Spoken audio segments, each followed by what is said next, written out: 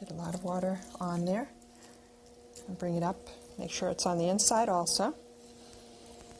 That flare out, I don't want to see at all. Push it in, create a lump, and carry that lump all the way through.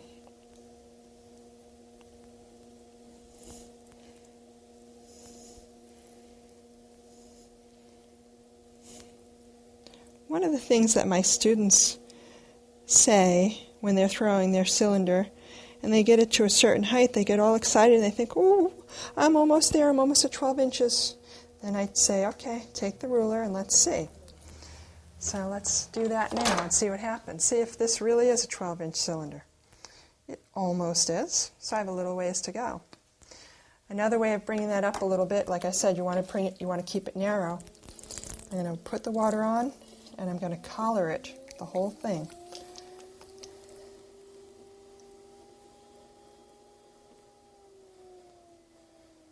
Now that's definitely a 12-inch cylinder, but I don't want it that shape.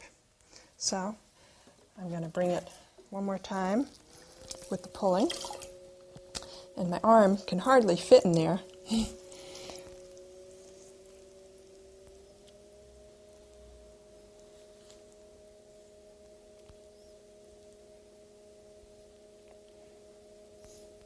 And that's what I want to see when I'm teaching my advanced students, is a nice, tall, straight cylinder with nice, even throwing lines going up all the way.